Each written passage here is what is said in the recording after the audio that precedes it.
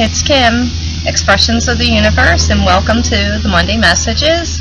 I am sitting out here in this beautiful weather on this lovely Columbus Day.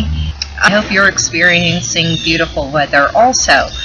Good news, we're finally out of Mercury retrograde on October 9th. However, we still will be in the shadow for about another week and a half. Our communication should be improving. You should be having less issues with computers and travel, people, but you can still expect, some delays, some miscommunications for about the next week and a half. Another thing I wanted to talk about is, and it's interesting because of these cards that I picked this week, a lot of them are about healing and the lives that we're living. I've had a lot of messages come through this week about, people playing the victim, not healing their inner child. And, it really made me go back to the core of, crystal work and the chakras and how important the chakras are in our body. If they're blocked, if they're not healed, if they're closed, a lot of things can go wrong in your life. So every day I'm going to be posting a different chakra point, different crystals or the color combinations that you can use. I'll even try and post some meditations for each of the chakras so that we can all get back into balance. I need the work myself, even though I carry crystals with me all the time. I wear crystals. I haven't really been doing that focused chakra work, and I can benefit from it myself. So, I don't know if you read my blog from yesterday. However, I wrote about the spider, and I will post a link down below so that you can click on that blog.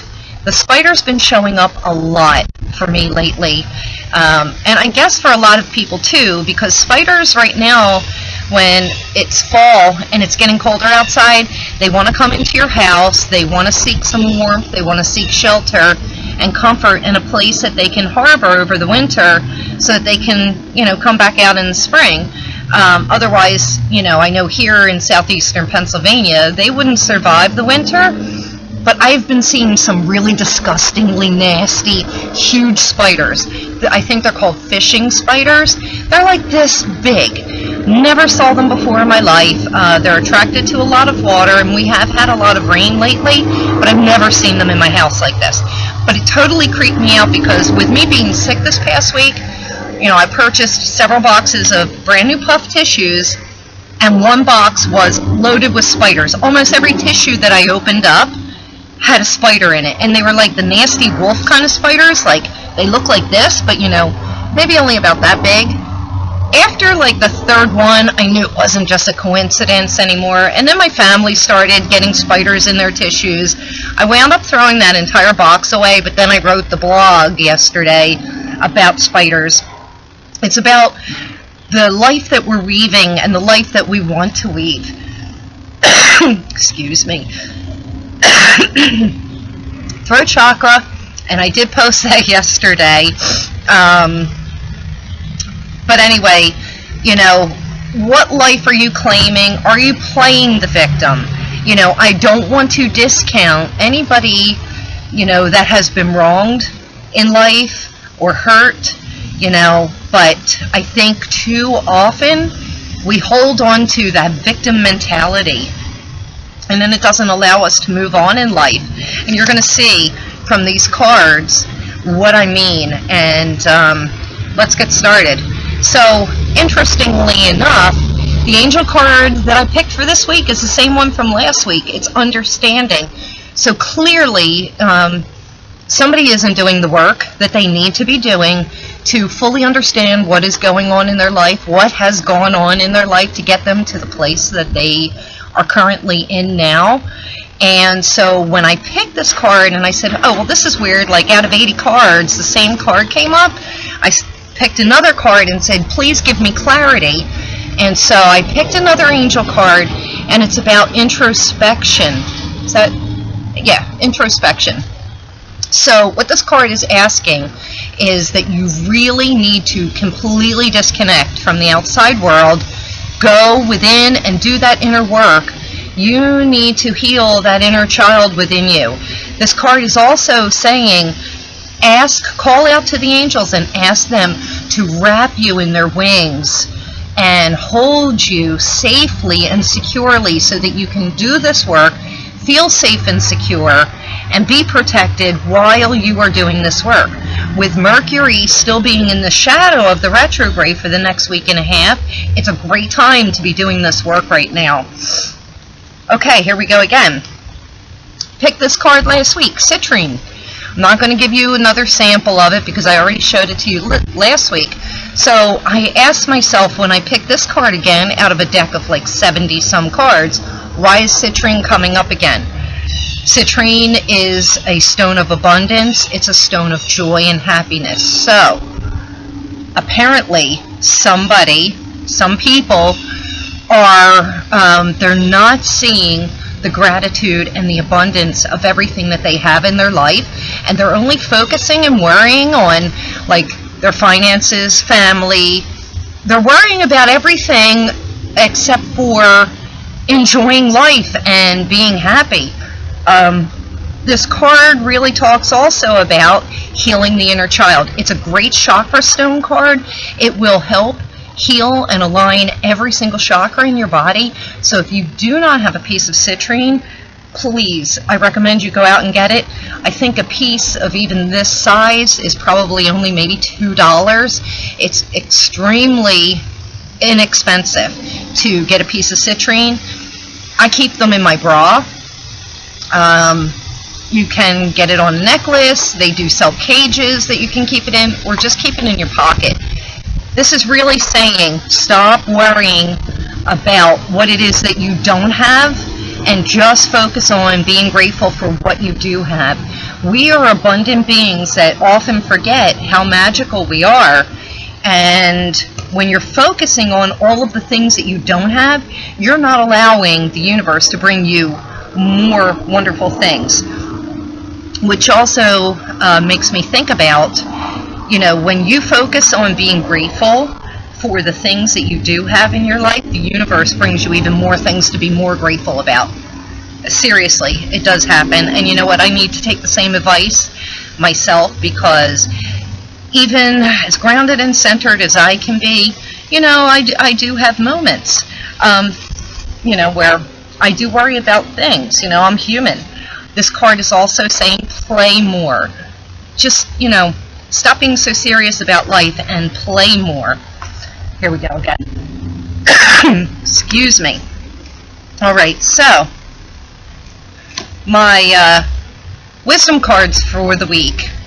First card that comes up is 11. It's a master number, and it's the hawk, and it's about omens and messages. So what this is saying to me is there is a really important message that is coming your way. It literally may be written on the wall. So you want to keep your eyes and your ears open for any messages that may be sent your way. You may even overhear a conversation with other people, and it may give you the answers that you've been looking for. So, you know, pay close attention. Be aware of everything that's going on around you, and a message or an answer that you've been trying to get answered should be coming to you this week. Alright, the next card that came up is perception. Now, I know perception came up before, and so I asked, well, why is it showing up again? Because you're still not seeing the bigger picture. You're just not getting it. And that's why these cards keep coming up. If you're not getting the message of the cards from the previous week or previous 2 weeks, it's because you're not getting the message. You're not doing the necessary work so that you can move on to the next phase. This card is really saying, like, take the time, sit in quiet contemplation, and, you know, switch your focus. Stop dwelling on these things that you don't have, and you'll notice that your perception will shift. Maybe if you go out and play some more, lighten up, and everything, you'll be taking your mind off of these things that you've been worrying about. and a new bright idea or an answer will come to you that will shift your perception.